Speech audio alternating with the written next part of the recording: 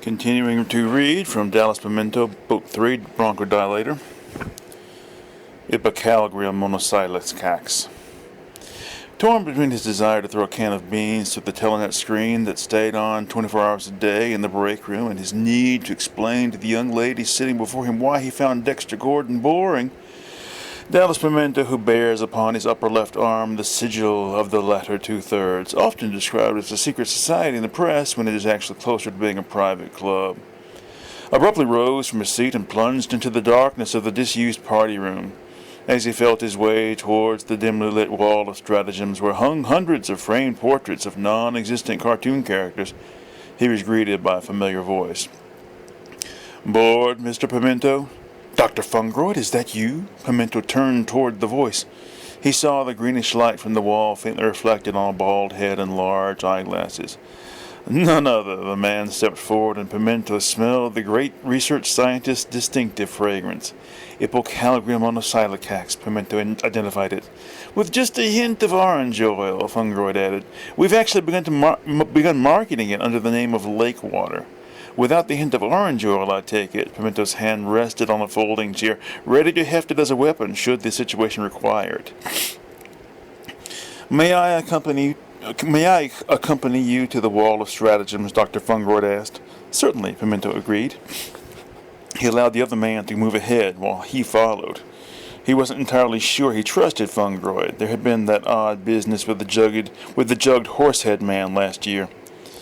"I've always thought this ought to be called the Wall of Technique instead of the Wall of Stratagems," Dr. Fungroyd commented.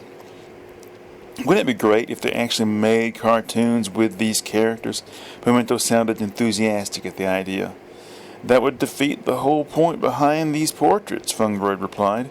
As he spoke, the overhead lights, 25 feet above, flooded the party room. The voice of a young woman drew their attention to the door. "Dallas, I think you are extremely rude," she yelled. "And for your information, I don't care about Dexter Gordon." It says Dexter Gideon here. I wonder if that's deliberate. A man with specific needs. Plague, the worst anyone in the pitted shaven dome area could remember, was working its way towards the fallen forest. Some said it originated in a contaminated batch of honey buns, but no one could say for sure. The vending machine attendants were among the first to die. Madame Trapsid spoke to Dallas Pimiento through a thick veil of wool that covered all her face except for her eyes. These looked at Pimiento through a window of flexible plastic sewn into the veil. "But you're still open for business, right?" Pimiento was eager that it should be so. "Certainly, my dear." The old lady's cultured voice still bore traces of her formal education, despite nearly a lifetime spent in this uncivilized wasteland. She pressed a button under the tabletop upon which her heavily robed elbows rested. The button triggered a mechanism that rolled back the iron grate that barred the entryway to her shop. Pimiento entered and approached the table at which Madame Trapsid sat. He began to pull out his wallet. The old lady drew back. "I'm sorry," she said. "We don't accept cash anymore." "What?" Pimiento sounded distraught. "Cash is one of the worst carriers of disease," Madame Trapsid explained. "Then how do I pay my deposit? Don't you have a credit mark?" Pimiento rubbed his eyes. "No," he said, "I don't believe in them." "Oh, dear," Madame Trapsid thought for a moment. "Maybe I should just go," Pimiento suggested. "No, Mr. Pimiento, there's always a way." "I know." The old lady fumbled in the trash can near her feet. She pulled out a sealable sandwich bag. "You put your cash in here. Seal it tight now." Pimiento did as he was told. "Good. I'll freeze that should you part with it today." Hold on. Damn it. "I think I will. I've got to have something to tide me over." "Well, go ahead now and have a good time." Madame Trapsid beckoned Pimiento to enter the chambers within. He did so, passing into what was probably the greatest collection of strange illustrated text in the islands. Competing films. Contrary to expectations, Bruce Murphy himself took the controls of the experimental airship for its first public flight. The king was there to see it, standing in the royal reviewing stand, both as regal as a man in his position should appear, and as eager as a little boy, his white-gloved hands grasping the railing as he watched Murphy climb behind the wheel. I had thought to see Mrs. Cumbersome here today, the king spoke to Baron Recipe standing beside him, but I suppose she couldn't tear herself away from the telenet. His Majesty is witty today, one of the shabby bums propped on the beams below the royal reviewing stand said to his neighbor. His Majesty is lucky we're not anarchists, replied the other bum. A fellow could plant a bomb under here as easy as he could fart. Out on the field, Bruce Murphy started the peat-fueled engine that would propel his craft into the sky. Dud Gorilla Frame, his chief mechanic, stepped backwards. He's either crazy or a goddamn genius, he said to himself for the 1000th time. Of course, he would never say such a thing aloud. His father had always impressed upon him the extreme naughtiness of the word goddamn. Aircraft again, Sydney. Millicent shrank, expressed both her boredom and her disapproval as she and her husband made their way to their seats. Hot damn, Sydney shrank enthused. That's the Murphy bean grouser. Look at it go. He watched the experimental airship slowly and awkwardly leave the ground. His wife had to tug at the seat of his pants to remind him to sit down. Up in the air, Murphy reached into his shirt and withdrew the medallion on the chain around his neck. He took a somber look at the blasphemous rune imprinted thereon. Then, secure in the knowledge that his manifesto was at that very moment being faithfully delivered by the Postal Service to the famous reporter Furman Belchange, he turned his vessel towards the ground, carefully aiming it at the Royal Reviewing Stand. Speaking nearly 6 months later, Belchange predicted that his forthcoming book on the disaster would be a real page-turner. Dad, what was Loverboy like? You can't expect that pill to work right away, Hesmore the Exposer remonstrated with Nawagumbo. The latter individual, fidgeting in his tiny seat, mused on his own mortality and tried to avoid watching the telenet screen before him, where celebrity plumber Nancy Steeris explained the difference between the two leading candidates for the office of Cultural Imperator Supreme. You just can't trust someone who denigrates the Impressionists and the Impressionist movement. That's why this November I'm voting for Huck Smilington. Would either of you gentlemen like a drink? A boyishly handsome steward asked Hesmore the Exposer and Nawagumbo. Hell yeah, Agumbo asserted, but was cut off by the Exposer. He can't drink anything because he just took a pill, and I can't because of my deep personal convictions. Hesmore, whose long beard was black except for a gray stripe extending from his chin to the nationalist symbol pinned through his tie, smiled both charmingly and, truth be told, hungrily at the steward.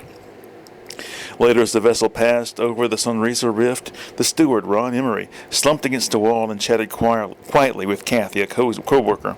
If that Hesmore the Exposer wins the election, I think I'll just die. He nibbled at a peach refused earlier by one of the passengers in his care. Little chance of that. He's not one of the two leading candidates. Kathy examined the infected and poorly executed tattoo on her leg. You should get that looked at. Ron did not sound much concerned. A sudden jolt to the vessel sent him and his peach tumbling to the floor. What was that? Kathy barked. Jesus McDonald, an operative for the Lucifer Biggs campaign, sent to keep an eye on Hesmore the Exposer, was also an expert on flying whales. When he saw the fearsome creatures outside his window, he knew exactly what to do. Stewardess, he addressed Kathy, tell your supervisor that he must send the vessel's full static charge through the electronic stabilizer spikes. Sir, please return to your seat. Everything is under control, Kathy directed. No, you must listen to me, shouted McDonald. Tell your supervisor. Ron, who was stronger than he looked, seized McDonald from behind. As they struggled, Hesmore the Exposer noted with satisfaction that Agumbo was finally asleep. David Lee Roth doesn't speak Spanish with anything approaching fluency. I bet she was cute when she was younger, Roger Candelabrium was looking at the intelligent-looking woman with the oversized posterior as he spoke to his friend Nathan Willow. You bet, Nathan Willow sniggered at Candelabrium's quaint use of language. Orthodontic work in her early teens would have changed her whole life, Candelabrium opined. Oh, I don't know. Her genetics wouldn't have been changed by it, and genes are destiny, you know. So you think that DNA has a more powerful influence on the outcome of one's life than how one is perceived by others? Why do you use the word one? Let me tell you, that is a load of bunk, Candelabrium continued. Genes are very important. They inform your predilections and your general attitude towards life, but attractive people have it much easier than plain or ugly ones. Candelabrium was hot about it. He put his milkshake down with a bang. But that's genetics again, Nathan Willow pointed out. Genetics, my friend, decreed that her teeth be fucked up. If now, as I have postulated, she was cute as a teenager, how much cuter would she have been had her teeth been fixed? Nathan Willow considered. He glanced at the woman in question. A lot, he admitted. And so, She would have been treated that way by others, and possibly she wouldn't now be working here at the fungus depository with us. As Candelabrium said these words, he jerked his thumb in the air, indicating to Nathan Willow that he wished to rise from the bench upon which he and his conjoined twin sat. Nathan Willow complied, and together they struggled to their feet. As they exited the break room with a last wistful look at the intelligent-looking woman on Candelabrium's part, the scene faded to black and the film ended. "And so we see that genetics is only responsible for 50% of one's makeup," said Professor Starling. "The other 50% is influenced by environment." "I feel sorry for the one twin," Carol Maxwell said. "They're just actors, Carol," replied Bobby Tinhook. Arguing about who got overtime. Tammy tried to indicate the depth of her disappointment to the cast of Superb Cantina, the morning telenet program, who were visiting her by way of the remote-operated camera in her cell, but submerged in the movement-inhibiting oxygelatin as she was, she could only work her fingers slowly yet desperately and hope that Peggy Steibold, her attendant, would interpret these signs correctly. "Why is Tammy moving her fingers like that?" Whitchog asked Peggy over the telenet interface. "Oh..." Peggy turned from the camera and looked at her charge, the 34-year-old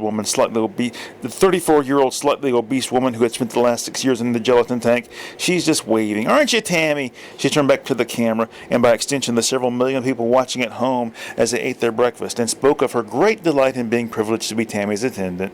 "Now, we've blocked out portions of Tammy's body with digital blurs," said Lindsay McCoy, the female half of the Superb Cantina duo, "but she is in fact naked, isn't that right?" "That's right, Lindsay," answered Peggy. "And why is that?" "Well, Lindsay, due to the unique nature of the oxygelatin, any clothing that is in there with Tammy will rot. That's something we found out the hard way. I don't know why it is exactly. That's something you can ask Dr. Scupperford when he talked to him." "That's right." The camera cut directly to Whitchog. "We'll be talking to Tammy's inventor." "I'm sorry. You mean the oxygelatin tank's inventor," Lindsay McCoy interrupted with a laugh. "That's right," laughed Chog. "We'll be talking a little later with the inventor, Dr. Lariat Scupperfold. But first, we'll join our own film critic, Lamar Druggle, in the theater corner. Thank you for talking with us, Peggy." "Oh, thank you, Whit. It's been a pleasure. And say goodbye to Tammy for us." "I will, Whit." Tammy's disappointment had been that it wasn't the David Letterman show visiting her. Improperly rolled up sleeves.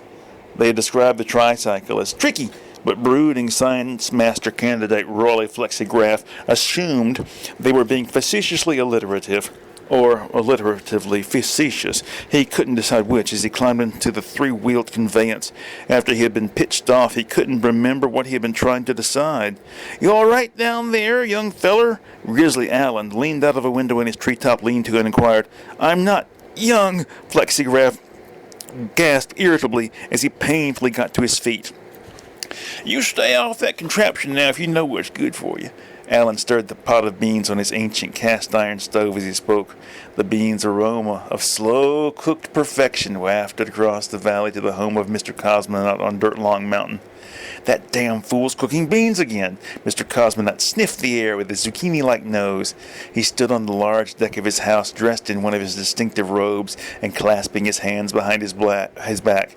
"Gustav Mahler wore robes like that," Virgil Omar, a house guest, has said to Sassy Gomez, a reporter come to interview Mr. Cosmonaut. "You mean Gustav Klimt," Mrs. Gomez corrected Omar. She sat on the bench on the deck, her notebook on her wide lap. "Do I?" Omar wondered. He helped himself to another glass of Mr. Cosmonaut's expensive port. Although Mr. Cosmonaut himself does not partake of alcoholic drinks, Miss Gomez later wrote, he is always certain to make such refreshments available to his guests, of which there was only one at the time I visited with him. This was Virgil Omar, whom Mr. Cosmonaut introduced me to as a painter. "I'm going to teach that bastard a lesson," Mr. Cosmonaut promised in as evil a voice as I have ever heard. He slapped his hands together and started down the stairs at the side of the deck. Before I could follow him, however, I heard the sound of voices and saw the return of Mr. Cosmonaut accompanied by another man. "This is Raleigh Flexograph," he introduced the man. "He's a science master." Quantified remains of Solar Lord. Although Bobek Yank claimed to have hated the Empty Head album, Which Way Did They Go, that I lent him, I know that in some way he must have appreciated it. Only a month later he could be heard humming the melody of the album's only single, Brutal Thrust, as he filled orders in the warehouse. Not wanting to rub it in, I merely smiled and continued on my way. God damn it. to the disused ladies' restroom on the third floor where I had secret business to take care of. The restroom was lit only by the full moon coming through the window. Although I had a hard time making out the other man in the room, I could smell him immediately upon entering. He was not from our society. "What do homoerotic photographers pour on their pancakes?" he asked. This was the first half of the passphrase, one that I had come up with. I tried to get the joke into public consciousness by writing it on the wall of a restroom in the university's art department, but I guess it was too advanced for the people back then. When I returned a month later, someone had written, "What?" beneath the question, and my answer, which I properly gave now to the man in the ladies' room attendant. God damn it. When I returned a month later, someone had written "what" beneath the question, and my answer, which I properly gave now to the man in the ladies' restroom. "Maplethorpe," I responded. Not only would this confirm my identity to this man, his laughter would give me some clue as to how to deal with him. There was no laughter. Instead, the man merely noted, "Identity confirmed." I heard him moving in the darkness and saw him withdraw a fat, white envelope from his coat. "Here is the itemization you requested." He handed it over. "I'll check it later," I said, stuffing the envelope into the special compartment of my hat. "And now, you may ask the question that I am told is the price I must pay for this information. The question is, what reason did Bobakian give for the hating the Empty Head album to which he was exposed?" The man's voice was flat, unemotional, that of a professional, yet I thought I detected a polar accent beneath the evident years of training. "He said it droned," I told the man. "It droned," he repeated, a faint note of incredulity on the last word. "That's what he said," I sighed. I didn't understand it either. Hold on a second. Morbid indulgences. Baxter described the film in great detail to his cat, Susan. It's called a light-hearted romp. He sat at his kitchen table while Susan sat atop it, and he wonders why he keeps getting sick, Baxter's mother would complain. Basically, it's about a man who lives with a cat in an apartment high up among the treetops. He's a college student, and his cat is very special. She has the intelligence of a human and a small flying machine she can operate. Baxter fed Susan a piece of bacon and scratched her under the chin. I think you'll like it. I'm going to try to cast Brad Pitt as the man. I think he kind of looks like an idealized version of me, don't you? Of course you do. He gathered Susan up and walked over to the bench seat in the large window that looked down on the forest floor below. "I'll get the CGI people to put Zero Mostel in as the nominal villain, though of course he won't be a villain in the traditional sense. I don't believe in characters that are good or bad, or sharp-edged depictions of moral absolutes. No, he's just the main character, most in opposition to the Thaxton character." Baxton paused. He stared at the dozen or so people standing on the ground below his apartment, holding up signs and occasionally glancing up at him. "Now," Baxter sighed. "As to the plot, well, I really don't know. Obviously, there's some sort of conflict between Thaxter and Zero Mostel." He continued to stare, but saw other things than the reality before him. Maybe the Mostel character, who has an ordinary name like Mike Hammond or something, is trying to get hold of Thaxton's cat, trying to obtain her secrets.